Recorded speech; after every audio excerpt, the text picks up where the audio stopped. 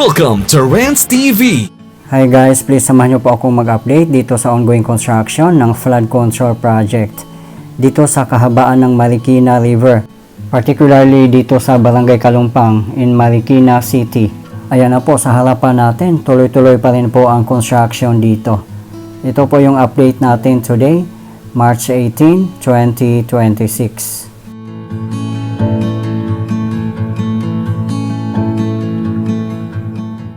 Ang mga contractors naman po dito ay joint venture ng Toyo Construction Company Limited and Shimizu Corporation. Sila po ay mga Japanese construction firms. Ang kabuuang project naman po from Marikina Bayan up to Mangahan, Pasig City ay funded po ng JICA or Japan International Cooperation Agency. Napakalaki po ang project ng flood control dito at kabilaan pa po ito. Kaya years pa po talaga ang abutin para makumpleto po ang buong project.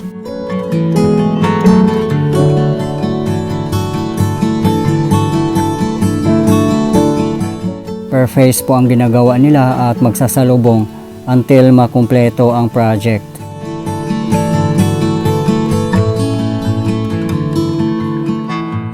Nakalatag na po ang mga pipe dito at nagtatambak na lang po sila ng lupa. Pagkatapos po ng pagtatambak nila ay mag-assemble na po yan sila ng mga bakal. Meron na rin pong existing river wall dito. Kaya hindi na ganun kadami ang itatambak nila ng mga lupa.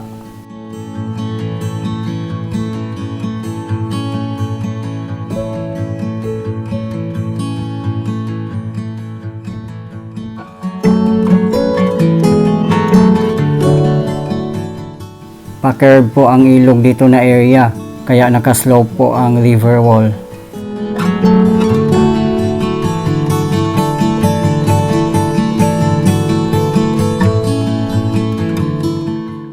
Residential area po dito, kaya punong-puno po dito ng mga kabahayan.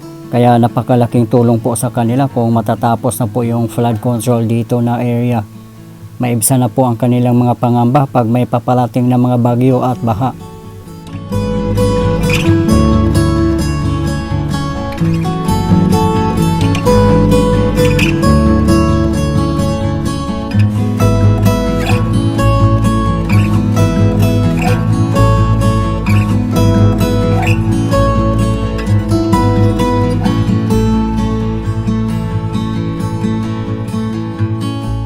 One month ago, nag-update po tayo dito. Pero ngayon, sobrang na-amaze po ako sa development. Ang laki na po ng pinagbago. Halos makumpleto na po ang river wall dito.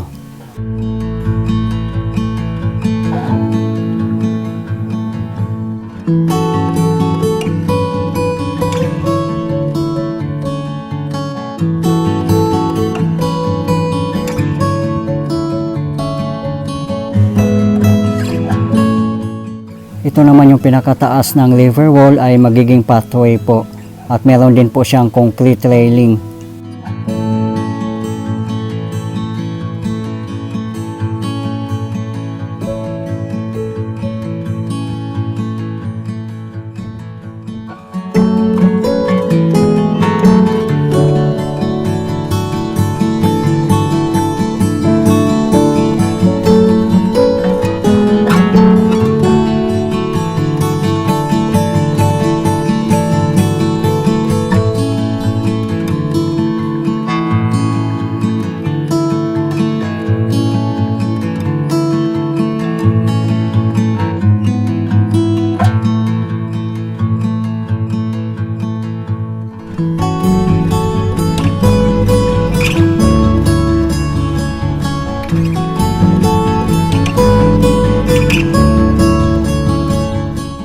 Ayan po sa pinakababa, yan po ang magiging river walk. Malapad din po siya, nasa one lane din po. Sa ngayon hindi pa naka-concrete.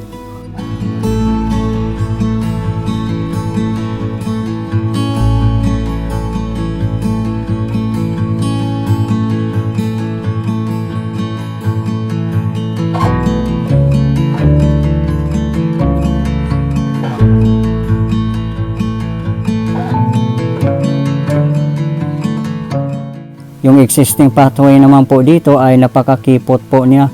Less than 1 meter po. Isang tao lang po magkasya kung maglalakad po dito, kaya kung may kasalubong ka, kailangan yung isa ay hihinto at tatagilid. Pero kung matatapos na po yung pathway dito sa flood control at tatanggalin po yung existing na fence, ay luluwag na po sila. Siguro aabot na po ng mahigit 1 meter. Ito naman yung hagdanan dito na side. Ayan po, oh, tad-tad po ng bakal.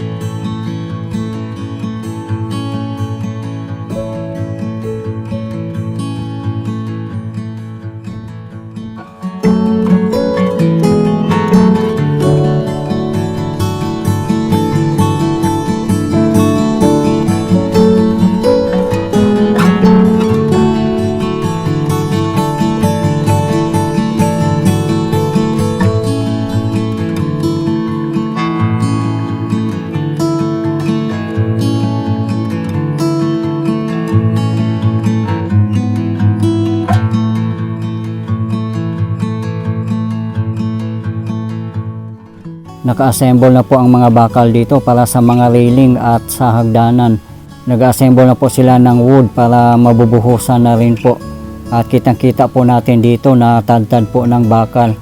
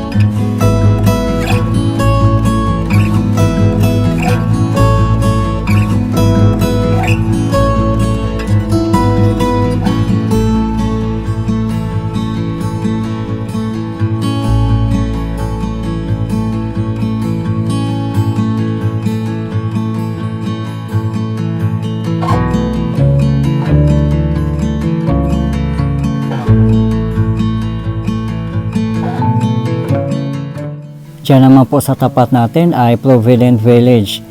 Ongoing pa rin po ang construction dyan. At abangan nyo po guys, mag-update din po tayo dyan soon.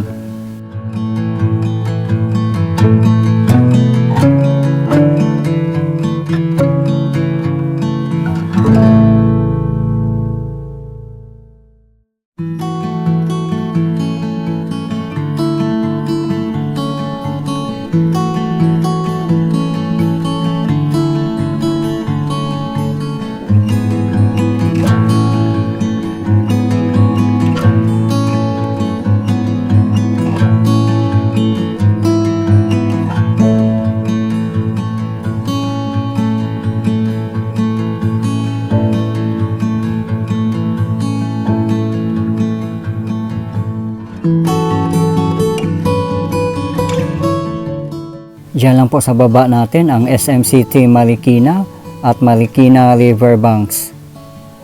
Please abangan nyo po guys, mag-update din po tayo dyan na segment.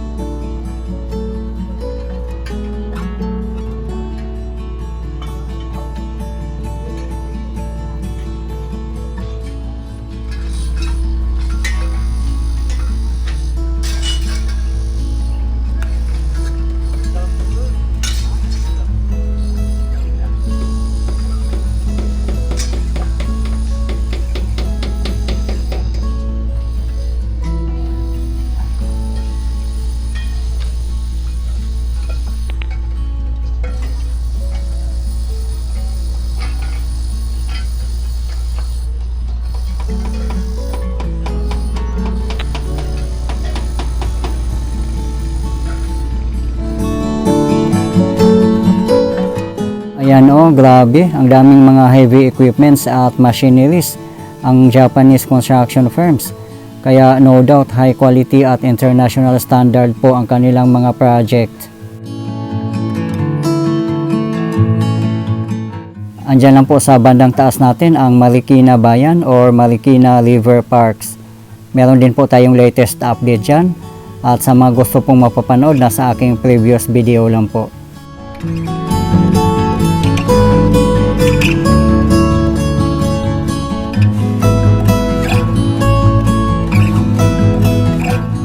Ang source po ng Marikina River ay galing po sa kabundukan ng Sierra Madre. Madadaanan po ang mga lugar: San Mateo Rizal, Marikina City, Quezon City, Pasig City at iba pang mga lugar. At napakahaba po itong Marikina River ay nasa 78 kilometers po. At dapat lang po talaga guys na magkakaroon po dito ng high quality flood control. Kaya napakaswerte po ng mga taga Marikina City, Quezon City, and Pasig City. Kasi hindi po basa-basa ang mga contractors, kundi mga Japanese construction firms. Kaya kudos po sa lahat ng bumubuo ng flood control project sa kahabaan ng Marikina River, lalong-lalo na sa mga LGUs.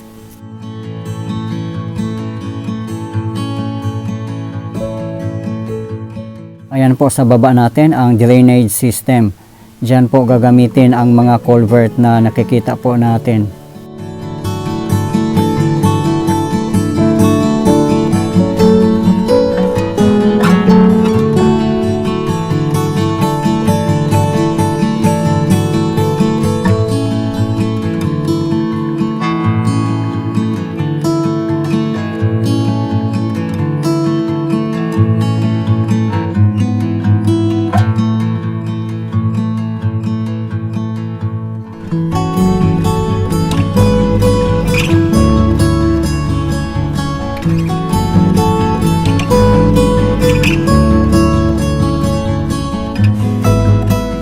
Ayan po ang Kalumpang Barangay Hall.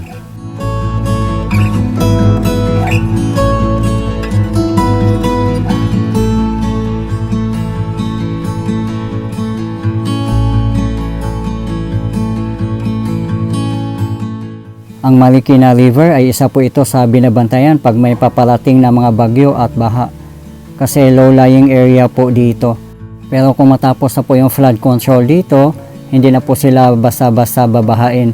Kasi napakatibay po at napakataas ang kanilang flood control.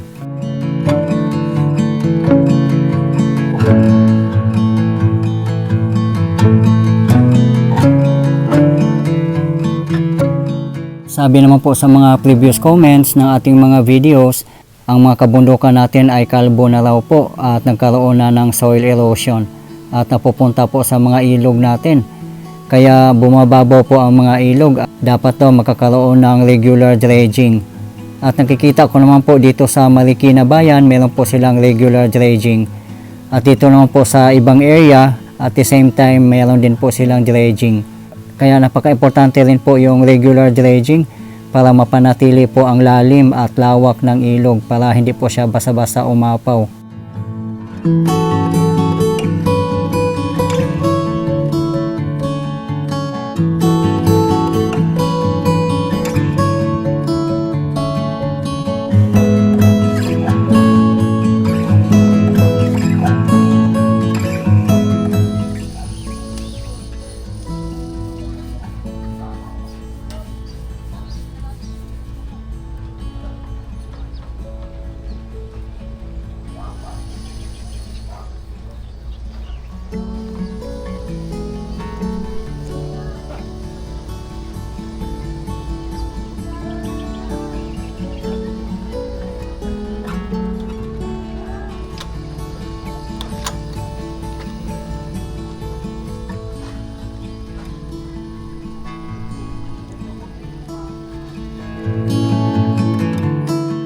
Sa mga gusto pong mapanood ang aking update sa EDSA Rehabilitation and MRT7 ay nasa aking previous video lang po.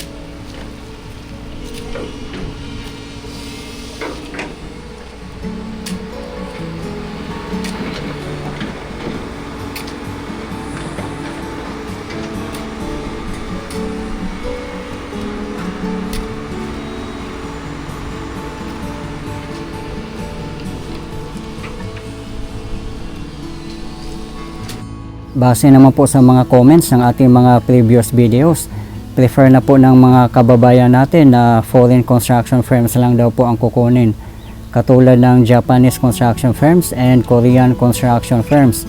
Nagagawa ng mga malakihang project katulad ng flood control, mga kalsada, mga tulay at iba pa para high quality projects at pangmatagalan na po talaga at para iwas na rin daw po sa corruption.